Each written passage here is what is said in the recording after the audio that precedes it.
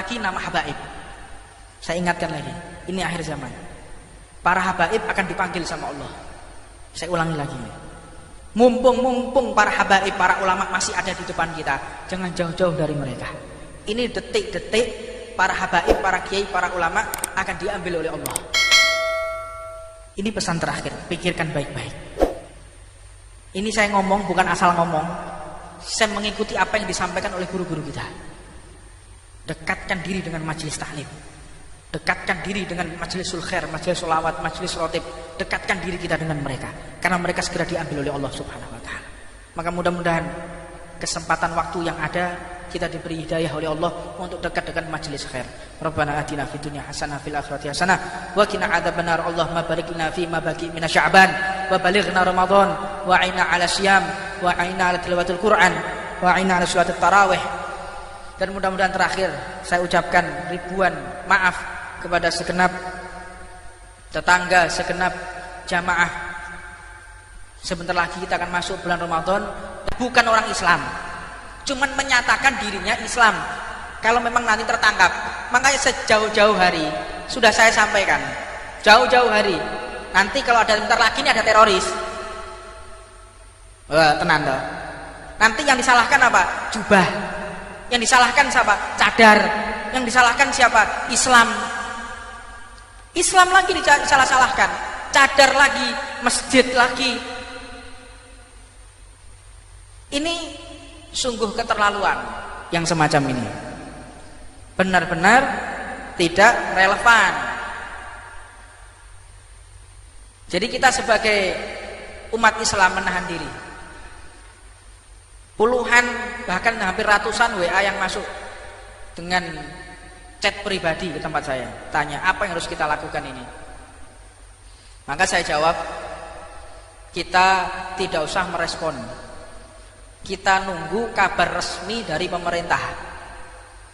Kita percayakan segala sesuatunya kepada aparatur pemerintah, polisi dan TNI. Serahkan sepenuhnya kepada polisi dan TNI.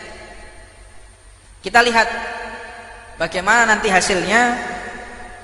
Dan tentunya kami pasti akan dilibatkan untuk berpikir. Kami akan dilibatkan untuk melihat secara jelas. Makanya segala sesuatu itu harus transparan. Saya sering mengatakan 3 pilar ini, saya tidak tahu ideologi dari mana, saya nggak paham 3 pilar ini. Polisi, TNI, dan pejabat pemerintahan. Lah tokoh ulama dikemanakan ini? Tokoh agama dikemanakan?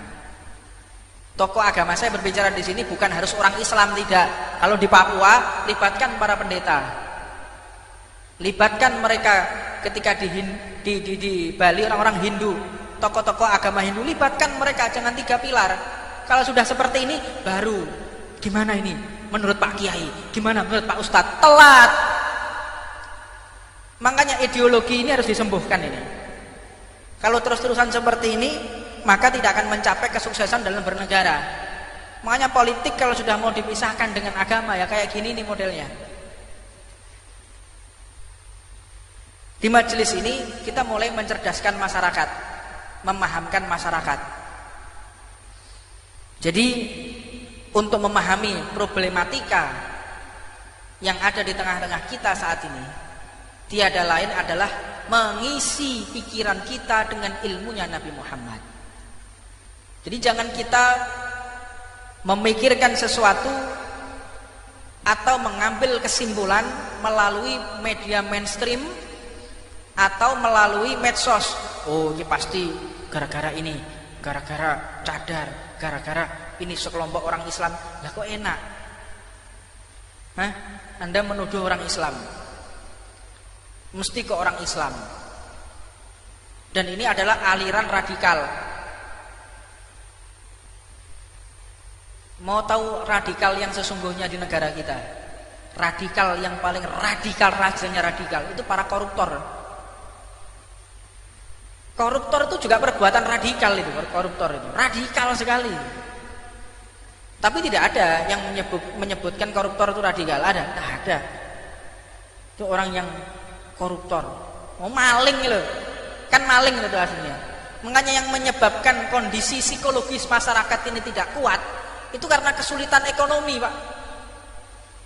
Kesulitan ekonomi, mereka lapar, dipengaruhi, ikut aliran radikal, dibiayai, disuruh ini dan itu, dikendalikan bisa, mereka dalam keadaan lapar kok. Lah kenapa bisa lapar? Ya karena banyaknya koruptor. Jadi kita kalau mengambil, menyembuhkan satu permasalahan, tidak cukup dengan satu masalah. Bentuk tim, gimana caranya nangani teroris. Loh, teroris ini ada, kita harus cari apa sebabnya. Apa sebabnya teroris ini ada? Oh, karena pemahaman. Loh, pemahaman yang bagaimana? Mereka itu yang berhasil direkrut menjadi teroris, itu yang pertama mereka dari juhala, dari orang-orang bodoh yang tidak bisa berpikir jernih, yang tidak bisa berpikir seperti kita, tidak ada ilmunya. Maka pada akhirnya mereka bisa direkrut, mereka bisa dipengaruhi karena keadaan lapar, dan mereka bisa diprovokasi. Orang yang bisa diprovokasi dan diajak radikal, lihat, tidak ada dari kalangan orang yang berilmu dan tidak ada dari kalangan orang yang kaya. Ono wong duwe motor, punya mobil harga 10 miliar. Perhatikan ya, ada orang punya mobil harga 10 miliar, rumahnya harganya 50 miliar. Sugih. Ayo toh jak demo, gelem apa gak? Ayo Pak, kalau aku demo Pak, gelem? Nggak mungkin. Karena apa? Ekonominya kuat, perutnya kenyang. Jajal utangnya akeh, bojo wis ngamuk terus, belonjoan kurang, bayar sekolah anak, SPP ini terlambat, listrik wis tit. Bocah gelut, ya berangkat sih model-model kayak gini. Ayo gelut, ayo. Wis sing mati aku to dhek. Nah ini. Makanya ini akar permasalahan ini ada pada ekonomi. Iki lek gak dipahami oleh orang-orang sing bertugas ki pekok lek jare wong ini. Ini sudah pada lapar semua, nih rakyat sudah pada lapar ini. Susahnya nggak tahu mereka. Menderita. Kok bingung teroris, ini segala macam, nggak dipikir. Itu para koruptor terus tangkapi semua itu. Kalau bisa dihukum mati mereka itu. Makanya orang Cina itu betul, koruptor telanjangnya ditembak di tengah masyarakat itu betul enggak model-model kayak gitu. Iki gak ngene Indonesia koruptor cengenges melambaikan tangan. Ngene wartawan. Iki piye to munggah mono. Yang menciptakan radikalisme ini yang model-model kayak begitu. Ilmu dipahami, kita jangan membahas mereka mengerti atau belajar dari pemahaman yang salah. Ya jelas matongone datang ke mereka, kamu mau ikut saya, kita mau terang-terangan ya, kamu mau ikut saya, nanti tak biayai keluargamu. Itu banyak kasus. Kalau kita mau terang-terangan, orang yang megang bom dan lain sebagainya itu sudah tertekan ekonomi, Pak. Keluargamu tak jamin, keluargamu pasti seneng, tapi syaratnya ledakan ini. Itu yang terjadi di negara-negara Suriah, di Irak. Saya kira di Indonesia kurang lebih seperti itulah. Itu orang-orang yang ekonominya carut-marut, gak ada orang punya usaha mapan, punya perusahaan yang bagus, dia bisa ibadah dengan tenang, terus nggawa bom, wong gendeng lo gak gelem. Iki lo mercon cekelen, gelem lo gak? Sampai tak opahi 1.000, gelem lo gak? Nggak mungkin tuh, akal sehat mana? Makanya seperti ISIS dan kalangan radikal ini terbentuknya karena ekonomi yang lemah, rusaknya ekonomi. Ini mulai ini negara kita dikacaukan ekonominya supaya bisa dikendalikan. Itu yang pertama, analisa pertama. Analisa kedua, ini memang kita sengaja mau diadu domba. Karena apa? Alam kita sudah mulai dieksploitasi. Kudu cerdas, kudu ngerti, Pak. Emas mulai disedot, emas diambil, pertambangan diambil, minyak diambil. Tapi sing dimusuhi cadar, sing dimusuhi jubah, sing dimusuhi Islam, sing dimusuhi Arab. Loh, aku loh heran. Kadang-kadang saya berpikir ya, ada orang yang memusuhi Arab. Arab itu dimusuh-musuhi. Saya berpikir, apa sih salah wong Arab ini? Menjajah ya ora. Menjajah negara kita tidak. Mengeksploitasi alam kita juga tidak. Loh, kok bisa mereka seperti itu? Tiada lain, mereka mengajak kita memusuhi Arab karena Arab ini identik dengan Islam. Jadi di brainwash untuk sara. Iku kudu paham to gak iki? Iki lek kelas sarjana ketoke gak pas iki. Lek sarjana paham. Coba saya kasih materi yang seperti rodok mantep titik.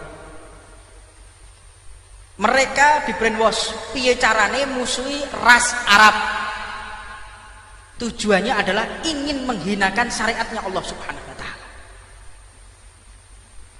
Nabinya nabi Arab. Al-Qur'an bahasa Arab. Sembayang bahasa Arab. Ono tak sembayang Allah Maha Besar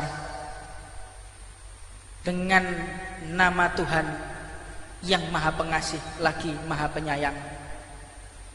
Alhamdulillahirabbil alamin. Terus diartikno pisan.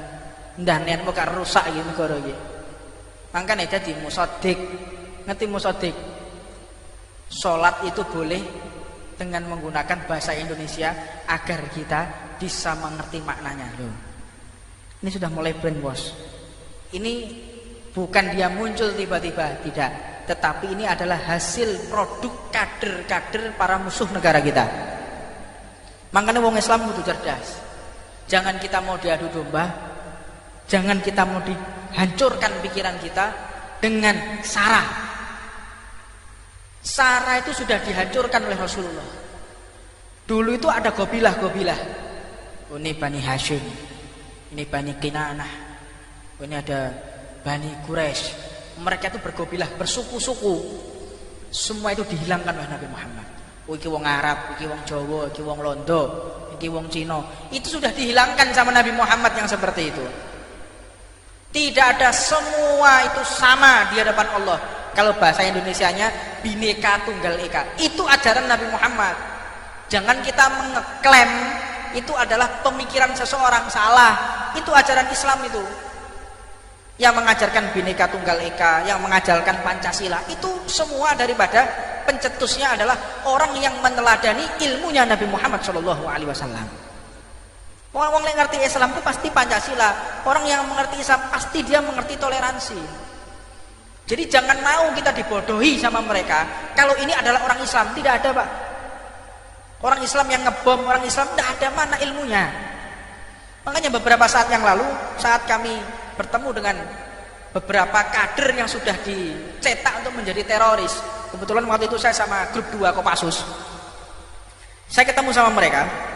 Saya tanya, apa tujuan Anda? Saya jihad. Anda mau jihad? Iya, saya mau jihad. Jihad itu rukunnya apa? Loh, Anda mau jihad? Iya, jihad.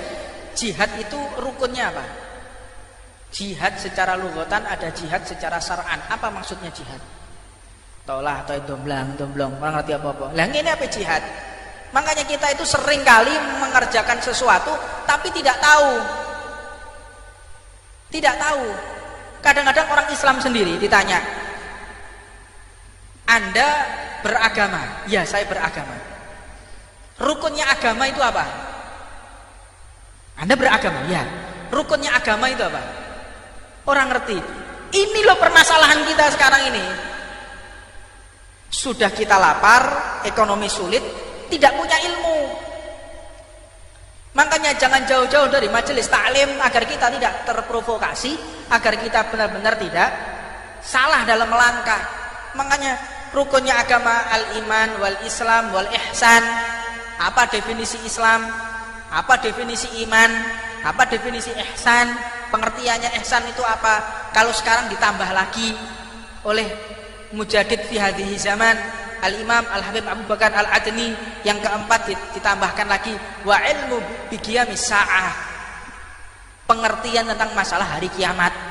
Bagaimana kondisi alur pikir orang terakhir zaman hari kiamat, apa yang terjadi di hari kiamat. Makanya saya tidak heran mereka itu kalau berbicara seolah-olah tahu apa yang akan terjadi. Itu bukan kasyaf, bukan cuman diperlihatkan pandangan gaib, disingkapkan tabir gaib, tidak, itu ilmu, Pak.